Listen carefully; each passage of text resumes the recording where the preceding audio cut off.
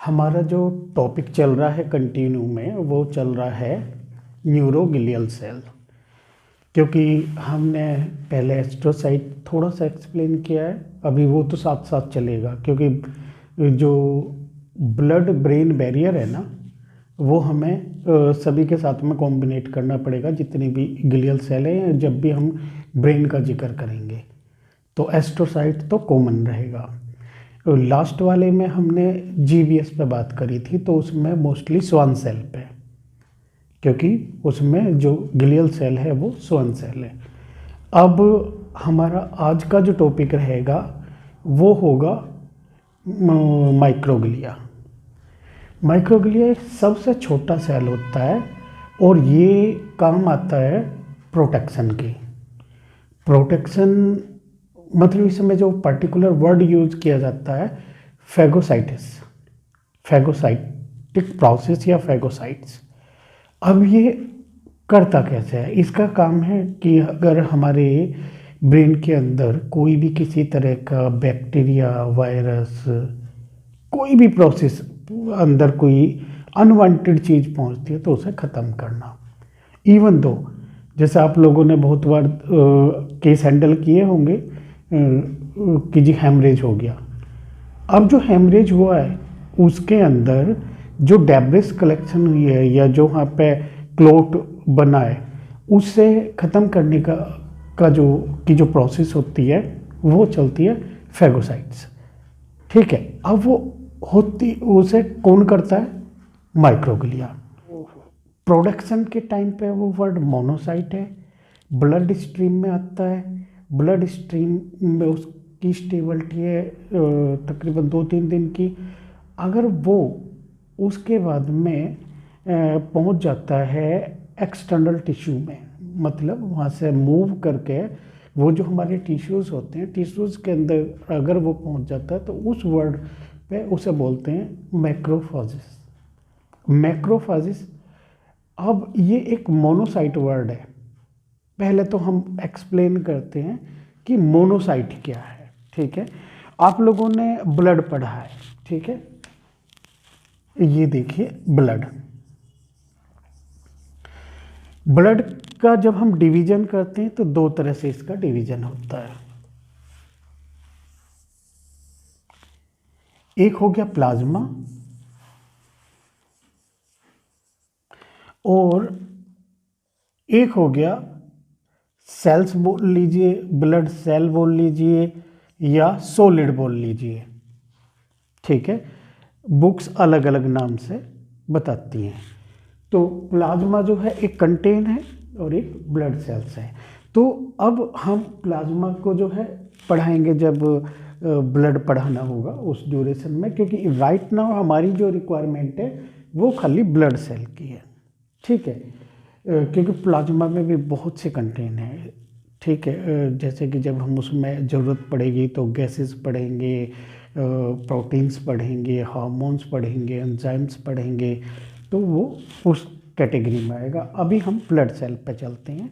तो blood cell जो है जब हम इसका डिवीज़न करते हैं, क्योंकि इसका फर्दर डिवीज़न बनता है। अब फर्दर डिवीज़न क्या बनेगा ब्लड सेल का? आप लोग जानते हैं इसे आरबीसी, डब्ल्यूबीसी, WBC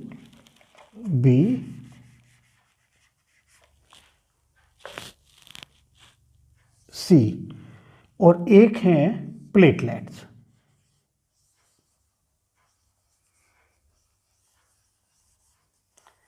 ठीक है, आप इन 3 सेल को इजीली जानते हैं। ये बस इसमें अगर हम पढ़ते हैं तो जी हिम और ग्लोबुलिन इन्हें 2 भागों में बांट दिया जाता है। ठीक है, उसके बाद में प्लेटलेट्स है, इनकी जो है इनका आगे फर्दर सब डिवीज़न नहीं है। लेकिन WBC जो है इसका सब डिवीज़न है। ठीक है, तो WBC जब आप पढ़ेंगे तो इसमें पढ़ेंगे 2 तरह के सेल, उसमें आएगा ग्रेनुलोसाइट और अग्रेनुलोसाइट। ठीक है,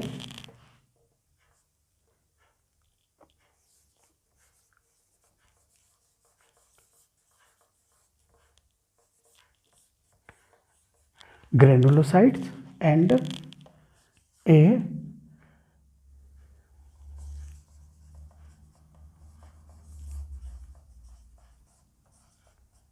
granulocytes। मैं इसे शॉर्ट में लिख रहा हूँ, न्यूट्रोफिल, उसके बाद है एसिनोफिल और बेसोफिल। हाँ, ग्रेनुलोसाइट में आप एक चीज और समझिए, ग्रेनुलोसाइट का मतलब है ग्रेन्स से, मतलब दानेदार, ठीक है, जिसमें जिन सेल्स के ऊपर कुछ इस तरह की स्ट्रक्चर होती है कि उसमें ग्रेनुअल्स दिखाई देते हैं, कि दानेदार सी चीज़ें कुछ चमक वाली दिखाई देती हैं, ठीक है, तो वो है ग्रेनुलोसाइट।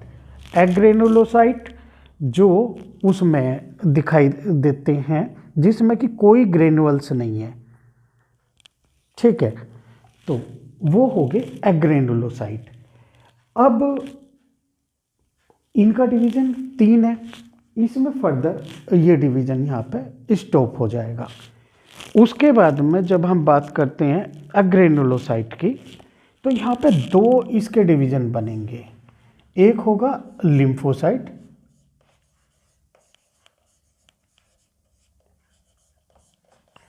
लिम्फोसाइट्स और एक होगा मोनोसाइट।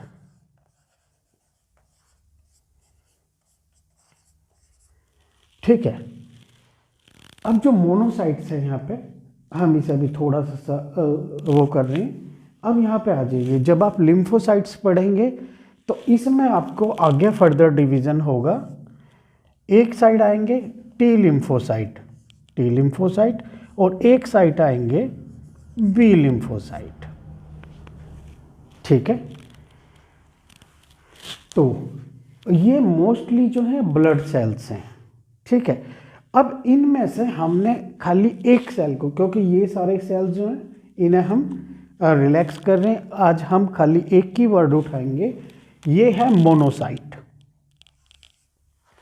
और इसी सेल को देखना कि आगे इसका फर्दर यूटिलाइजेशन किस तरह से है, यूटिलाइजेशन किस तरह से, और न्यूरोथेरेपी में इसका स्टिमुलेशन किस तरह से है। एक ही सेल है लेकिन इसका स्टिमुलेशन अकॉर्डिंग टू ऑर्गन होगा, इसका यूटिलाइजेशन अकॉर्डिंग टू ऑर्गन होगा, इसका जो ये है यूटिलाइजेशन वो मतलब अकॉर्डिंग टू टिश्यू होगा, ठीक है। तो अब हम जो मेन टॉपिक पकड़ेंगे वो है मोनोसाइट, क्योंकि ये जो मोनोसाइट है, मोनोसाइट सेल ही आगे जब अपनी परफॉर्मेंस में, इसकी परफॉर्मेंस में चेंजेस आती है, तो वहाँ पे एक वर्ड यूज़ किया जाता है मैक्रोफेजेस। तो अब हमारा जो कॉन्सेप्ट आएगा, ये मोनोसाइट ही कन्वर्ट होकर ये मैक्रोफेजेस बनेगा, जिससे एक पार्ट में जो ब्रेन में होगा उसे हम कहते हैं कौन सा, माइक्रोग्लिया या ग्लियल सेल, ठीक है, जो कि साइज में सबसे छोटे होते हैं। तो अब हम मैक्रोफेजेस पे चलते हैं, मतलब मोनोसाइट के फर्दर जो रोल है उसको देखते हैं। वर्ड आप देख रहे हैं ना मैक्रोफेजेस, क्योंकि जैसे मैं बता रहा हूँ कि ये खाली एक ब्लड के मोनोसाइट, वो आपने लास्ट में देखा है ना, सबसे लास्ट में एंड डिवीजन पे जाके मोनोसाइट्स बन रहे हैं, और वो जो है वो उनकी जो प्रोसेस है। अब हम बात करते हैं, उनकी प्रोडक्शन होगी बोन मैरो में। बोन मैरो आप लोग जो समझते ही हैं, क्योंकि इसमें बोन मैरो में जो हमारे जितनी भी ब्लड सेल्स हैं उनकी प्रोडक्शन वहीं पे होती है, क्योंकि वहाँ उसके भी आप देखेंगे कि 2 पार्ट हैं, एक रेड वाला रेड बोन मैरो है, एक येलो बोन मैरो है, ठीक है, ये हम फर्दर पढ़ाएंगे। तो रेड बोन मैरो जो है वो ब्लड सेल्स को प्रोड्यूस करता है, ठीक है। तो बोन मैरो में हमारे जो जितने भी ब्लड सेल हैं वो प्रोड्यूस हो गए, उसके बाद होगा क्या कि वो उनमें से हम खाली आज जिक्र करेंगे मोनोसाइट का, ठीक है। अब मोनोसाइट बोन मैरो से प्रोड्यूस हो गया, ब्लड स्ट्रीम में जाएगा। ब्लड स्ट्रीम में जाने के बाद में ये तकरीबन 2-3 दिन के करीब जो है इसमें, क्योंकि बुक्स में थोड़ी बहुत वेरिएशंस हैं तो कुछ 8 दिन तक भी बताती हैं, अप्रोक्सीमेट 2-3 डेज़ के लिए इसमें काउंट किया जाता है। ठीक है, हो सकता है वो अलग हो जाए 2-3 डेज़ के लिए। ये ब्लड में जाते हैं और ब्लड में जाने के बाद में फिर क्या होता है कि ये मूव कर जाता है वहाँ से जो हमारे एक्सटर्नल टिश्यूज़ हैं।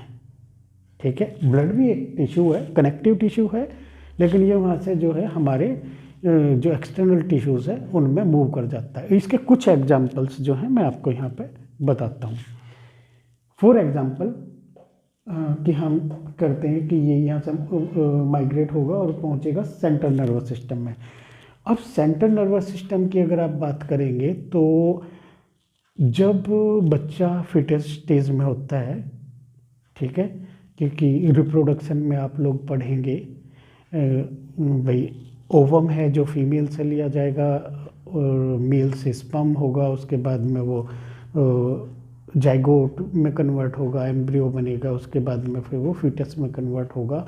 तो फीटस स्टेज में ही न्यूरल ट्यूब की जो है प्रोडक्शन हो जाती है। न्यूरल ट्यूब जो है फीटस स्टेज में बननी शुरू हो जाती है। सबसे पहला जो सिस्टम बनना शुरू होता है उसे बोलते हैं नर्वस सिस्टम। ठीक है, तो जब इसकी प्रोडक्शन होती है तो उसी टाइम पे जो है ये जो हमारे मोनोसाइट्स हैं वो नर्वस सिस्टम में तभी से प्रेजेंट होने शुरू हो जाते हैं, न्यूरल ट्यूब में प्रेजेंट होने शुरू हो जाते हैं। तो ये क्या करते हैं, ये एक प्रोसेस करते हैं, उसे बोलते हैं फैगोसाइटिस, जो मैंने लास्ट वाले उसमें भी लेक्चर में बताया था। फैगोसाइटिस मैं बाद में बताता हूँ, लेकिन अब बस आप ये देखिए कि एक मोनोसाइट है और नेचर ने उसे किस तरह से हमारी बॉडी में इम्प्लीकेट किया है और उसके साथ में गुरुजी ने उसे किस तरह से यूटिलाइज कराया है न्यूरोथेरेपी के भी आप पे। तो ध्यान से देखिए, सेंट्रल नर्वस सिस्टम में माइक्रोग्लिया, पास्ट में क्या है वो मोनोसाइट, क्योंकि यहाँ पे जो मैक्रोफेजिस वर्ड लिखा हुआ है ये मैक्रोफेजिस प्रोसेस जो चलेगा। अब ये सारे के सारे मोनोसाइट का हम जिक्र ना करके यहाँ पे मैक्रोफेजिस का नाम यूज़ करेंगे।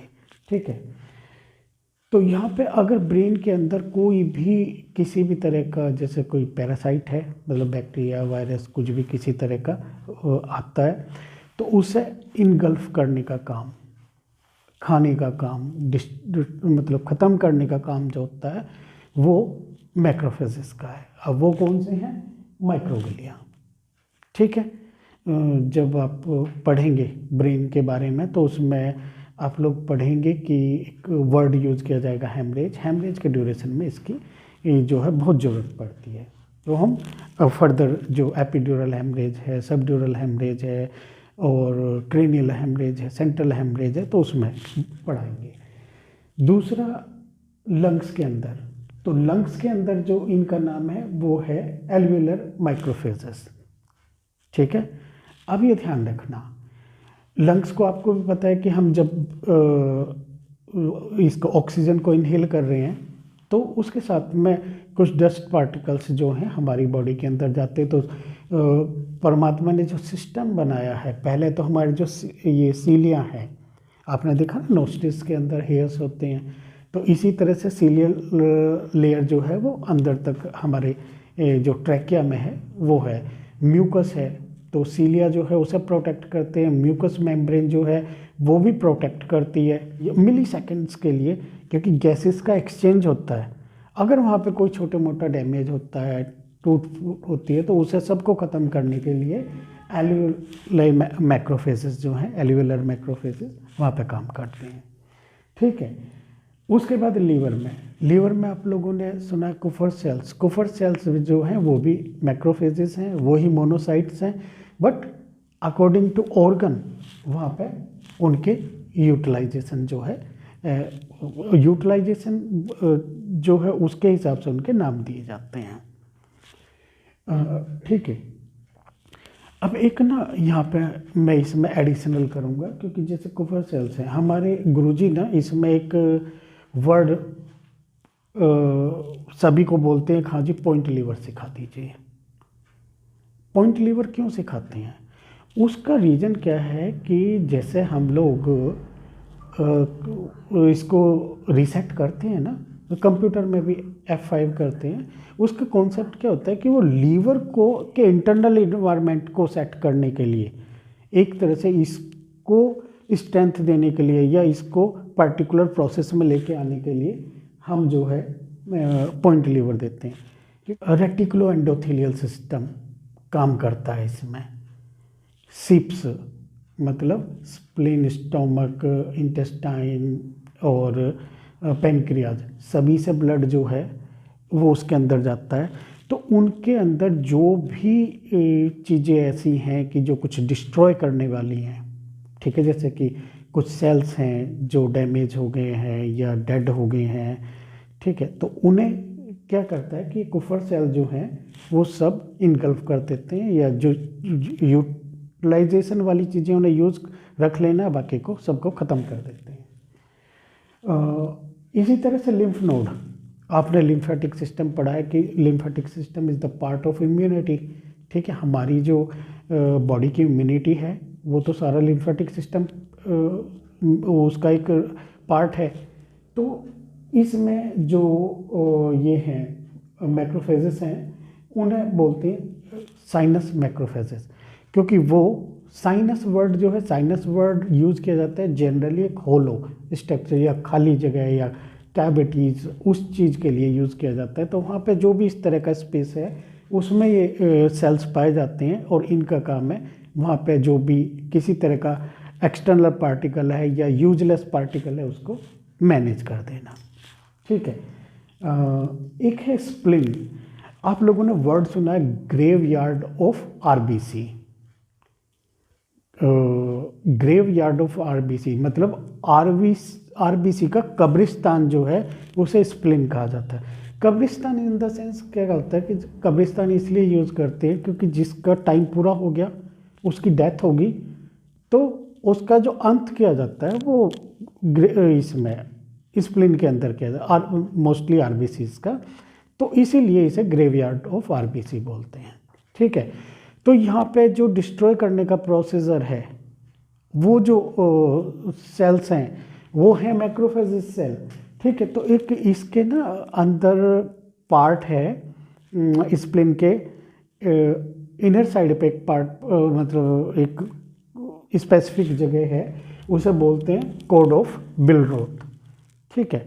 तो वहाँ पे ये मैक्रोफेजेस होते हैं और वो जो भी इस तरह का पार्टिकल है उसे डिस्ट्रॉय करते हैं। अब देखिए एक ही सेल है मोनोसाइट, ठीक है। अब उस एक ही सेल से यूटिलाइजेशन देखिए कि उसका अलग अलग परमात्मा ने किस तरह से यूटिलाइजेशन किया है। और इसमें आप लोगों ने देखा भी है कि हम लोग मोस्टली क्या होता है कि जो भी कोई किसी तरह के केस आते हैं तो शुरुआत हम ट्रीटमेंट से कैसे करते हैं जी, नॉर्मल एज ए नॉर्मल से।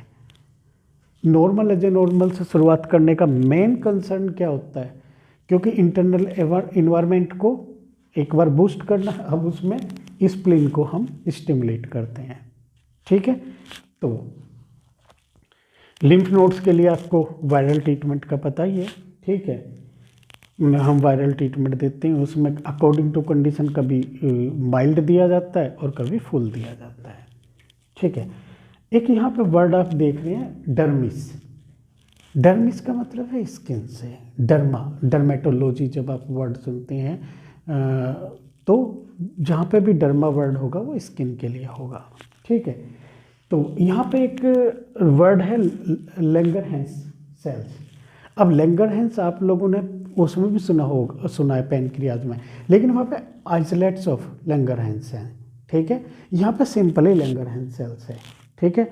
वही, क्योंकि अगर यहाँ पे स्किन का कोई भी इन्फेक्शन चलता है तो उसे डिस्ट्रॉय करने के लिए, उसे ख़त्म करने के लिए जो है हमारे मैक्रोफेजेस यहाँ पे काम करें, ठीक है। तो उसके लिए स्किन के लिए हमारे पास में जो नॉर्मली हम ज़्यादातर टारगेट जो करते हैं वो इंटरनल ऑर्गन्स को ही स्टिमुलेट करते हैं। गुरुजी जो कहते हैं कि भाई उसमें किडनी क्लियर और ये पेट और उसके साथ में किडनी क्लियर और ऑक्सीजन, इस तरह का ट्रीटमेंट आप चलाइए, ठीक है। अब यहाँ पे आता है किडनी। किडनी में जो है एक सेल होते हैं मेसेंजर सेल्स। अब ये देखिए, जहाँ पे आप लोगों ने रिपोर्टों में पढ़ा होगा, किडनी अगर पढ़ी है तो उसमें पढ़ा होगा ग्लोमेरुलर फिल्ट्रेशन, ठीक है, जीएफआर जिसे बोलते हैं। वहाँ पे स्ट्रक्चरली सपोर्ट के लिए भी जो है इन सेल्स की रिक्वायरमेंट है, ठीक है। वहाँ पे डिस्ट्रॉय करने के लिए भी इन सेल्स की रिक्वायरमेंट है। अगर कोई किसी तरह का कोई पैथोजन या कोई भी डेड सेल्स हैं, ठीक है, तो वो सब चीज़ को मैनेज करने के लिए, मतलब डस्ट रिमूव करने के लिए वहाँ पे ये मेसेंजियल सेल्स होते हैं, ठीक है। अगला है बोन। अब बोन में आपने दो तरह के सेल पढ़े होंगे भाई, एक ओस्टियोब्लास्ट है जो बोन फॉर्मेशन का काम करते हैं, एक ओस्टियोक्लास्ट है जो वहाँ पे किसी भी तरह की जो डेब्रिस है या कोई डेड सेल हैं या इंजर्ड सेल हैं उन्हें रिपेयर करने का काम करते हैं, ठीक है। या आप लोगों ने एक वो सुना होगा, स्पर हो गया भाई, एडी में हड्डी जो बढ़ी हुई है, या आप लोग ओस्टियोफाइट्स सुनते हैं कि जी बोन में ओस्टियोफाइट्स हो रहे हैं, तो उनका कंडीशन क्या है कि वहाँ पे कहीं ना कहीं ओस्टियोक्लास्ट जो हैं वो इफेक्टेड हैं। अब देखिए, अगर हम किडनी की बात करते हैं तो किडनी में आप लोग देखते हैं कि मोस्टली 1 लीवर 0 1 म्यूकस 0 इस तरह से हम बीच में किडनी वाले केसेस जो उनको रेनल प्रॉब्लम है उन केसेस में भी ट्रीटमेंट सिखाते हैं या देते हैं 1 लीवर 0 1 म्यूकस 0, ठीक है। उस टाइम पे हमें जो है इन सेल्स की स्टिमुलेशन की ज़रूरत होती है तो हम यूज़ करते हैं, जो पर्सनली मेरा एक्सपीरियंस है, ठीक है। बोन के लिए, ओस्टियोक्लास्ट के लिए आप लोगों को पता है कि गुरुजी ने जहाँ पे वो होता है ना डेब्रिस कलेक्शन के लिए पहले चलाया था कि 4 पैरा ए हेपरिन एक ट्रीटमेंट चलाया था कि कहीं पे भी अगर कैल्सिफिकेशन हो रही है तो बाद में एक्सप्लेन करूँगा, तो उसके लिए गुरुजी ने एक चलाया था कि 4 पैरा ए हेपरिन दीजिए। फिर लाइसोसोम के लिए 1 पैरा शुरू किया, ठीक है, क्योंकि ये सेल हैं ये लाइसोसोम की हेल्प के, लाइसोसोम जो होता है उसी की हेल्प के साथ ही इस तरह की प्रोसेस को अपनी को जो है कंप्लीट कर पाते हैं, ठीक है। अब इसमें आप लोगों के लिए इसके लिए कि भाई माइक्रोग्लिया अगर हम उसको स्टिमुलेट करना है तो कैसे करेंगे। मोस्टली इसकी ज़्यादातर जो ज़रूरत पड़ती है ब्रेन में, तो अगर किसी को हेमरेज वगैरह हो जाए तो या इन्फार्ट वगैरह हो जाए तो तब यूज़ होती है। तो सबसे शुरू में हम लोग हेमरेज के केस में 144 148 और टीटी हेपरिन देते थे, ठीक है, और उसी से सभी केसेस में रिजल्ट आते थे तकरीबन, क्योंकि देखिए एक्सेप्शन तो थोड़ा बहुत तो चल जाता है, नहीं तो ज़्यादातर यही ट्रीटमेंट चलता था। उसके बाद इंजरी चलना शुरू हो गया, उसके बाद में एक ट्रीटमेंट चलता था, क्योंकि जब हमें जब भी ब्लड सेल्स को इम्प्रूव करने की बात आती है तो हम लोग देते हैं बोन मैरो से प्रोडक्शन को इंक्रीज करने के लिए वो देते हैं हाफ कुंडली 20 सेकेंड, तो वो मोस्टली ब्लड सेल्स को इम्प्रूव करने के लिए दी जाती है, ठीक है। तो एक तो वो हो गया, तो उसके लिए एक ट्रीटमेंट एक स्पेसिफिक बना हुआ था, मोस्टली पैरालिसिस केसेस में हम यूज़ करते थे हाफ कुंडली 20 सेकेंड 2 टाइम्स, हाफ कुंडली 13 सेकेंड वो भी 2 टाइम्स, और उसके बाद में मस्ट सेल के लिए उनके लिए दिया जाता था ये हाफ कुंडली 6 सेकेंड 8 टाइम, ठीक है। अब मास्ट सेल भी इन्हीं में से निकल के आगे आएंगे, तब जो हम ब्लड सेल्स ले रहे हैं तो वो आगे मैं बताऊंगा।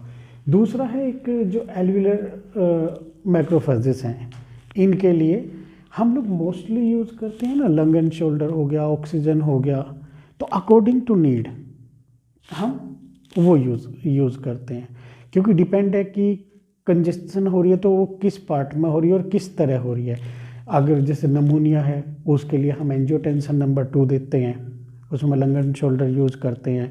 अगर नॉर्मली अस्थमेटिक कंडीशन है तो उसमें एसिड के साथ में बेकेरेचर और चेस्ट ओनली उसमें आता है, लंग एंड शोल्डर भी डालते हैं। ऑक्सीजन ट्रीटमेंट देते हैं, तो वो किस लिए होता है? मोस्टली जो हमारे लंग्स हैं उनके स्टिमुलेशन के लिए। ठीक है, ये डस्ट पार्टिकल है या वो इनसाइड है आउट, मतलब हमारी बॉडी की तरफ से या बाहर की तरफ से, उन्हें ख़त्म करने के लिए ये यहाँ पे आ जाते हैं। और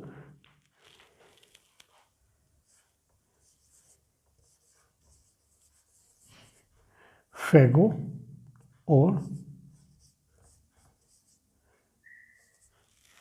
इसे ना हम फैगोसाइट्स को हमने दो भागों में डिवाइड कर दिया। फैगो जो है ये फैगस है, फैगस वर्ड यूज करिए, फैगो यूज करिए। इसका जो मेन रिजल्ट आता है, इसको जो हम यूज करते हैं तो वो करते हैं टू ईट, मतलब किसी चीज़ को खा जाना, खा के ख़त्म करना। तो यहाँ पे बायोलॉजी में ना कई टर्म्स इसमें यूज की जाएंगी। कभी इसे बोला जाएगा इनगल्फ, कि किसी चीज़ को इनगल्फ कर गई। कभी इसको बोला जाएगा इंजेशन, ठीक है, और कभी बोला जाएगा डिवॉर्मिंग, ठीक है, मतलब according to situation word use किए जाएंगे। ठीक है, अब ये करते क्या?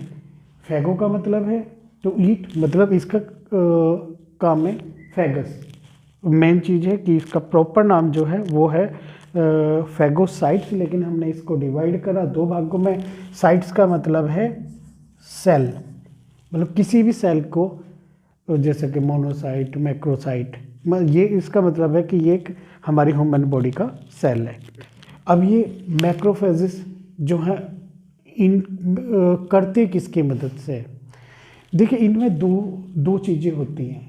मैक्रोफेजेस के पास में जो दो क्वालिटी होती हैं, एक तो किसी भी जो अगर कोई भी अनवांटेड चीज़ जो हमारी बॉडी के अंदर है उसको डिटेक्ट करना, इनकी जो पावर है किसी भी फॉरेन मैटर को डिटेक्ट करने की होती है, और दूसरा उसको डिस्ट्रॉय करने की। ठीक है, अब ये डिटेक्ट जो करेंगे वो प्रोटीन के बिहाफ पे करेंगे, क्योंकि जो भी सरफेस है उस पे जो प्रोटीन्स होते हैं उनके बिहाफ पे डिटेक्ट कर लेते हैं। ठीक है, लास्ट लेक्चर में आप लोगों को बताया था कि स्वान सेल जो डैमेज हुआ वो क्यों डैमेज हुआ है, क्योंकि वहाँ पे डिटेक्शन में प्रॉब्लम आती है, एनालाइजेशन में, जजिंग में प्रॉब्लम आ जाती है। ठीक, तो इनकी एक तो ये पावर है और दूसरा डिस्ट्रॉय करने की पावर है। ठीक, तो अब डिस्ट्रॉय या डिटेक्ट किसको करना है? डिटेक्ट करने के लिए हमारे पास में कई चीज़ें हैं। हम एक वर्ड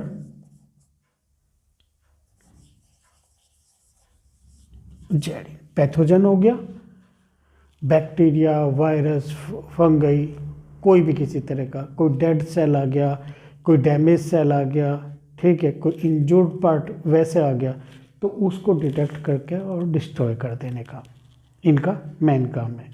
अब इसमें ना एक चीज़ आप और पढ़ेंगे, मैंने इसे इन्फ्लामेशन में पढ़ा था। इन्फ्लामेशन में क्या कि इन्फ्लामेशन जो है वो एक्यूट और क्रॉनिक दो तरह की होती है। अब एक्यूट इन्फ्लामेशन को ख़त्म करने के लिए ये मैक्रोफेजेस किसकी मदद लेते हैं? न्यूट्रोफिल की। न्यूट्रोफिल प्लस मैक्रोफेजेस दोनों मिलकर एक्यूट इन्फ्लामेशन को ख़त्म कर देते हैं। और दूसरा, अगर क्रोनिक इन्फ्लामेशन आती है तो क्रोनिक इन्फ्लामेशन के लिए इन्होंने लिम्फोसाइट्स की मदद लेनी है। लिम्फोसाइट्स और मैक्रोफेजेस दोनों मिलेंगे और क्रोनिक इन्फ्लामेशन को कवर करेंगे। ठीक है, क्योंकि हमारा जो टॉपिक मेन चल रहा था वो इन्फ्लामेशन से चल रहा था, इसलिए इन्फेक्शन के बारे में हम आपको अगले जब भी इससे के रिगार्डिंग वीडियो बनेगी तब बताते हैं। देखिए, स्पेशली इसमें ना बीच बीच में मैं साइड होता रहा हूँ, क्योंकि मेरे पे कुछ कॉल्स आई थी कि जी मैसेज और कॉल्स आए थे कि जी मैं बोर्ड के सामने खड़ा हो जाता हूँ, इसलिए मैंने कोशिश करी है थोड़ा साइड होने की। तो प्लीज़ उस चीज़ को अगर कहीं पे हो तो बीच में स्क्रीनशॉट जो है आप निकाल लेना। ठीक है, बाकी मेरी कोशिश रही है कि मैं मैनेज कर सकूँ। दूसरी चीज़ क्या है कि ये न्यूरोथेरेपी का कॉन्सेप्ट है। ठीक है। कल बुक्स क्या बताएंगे हमें नहीं पता।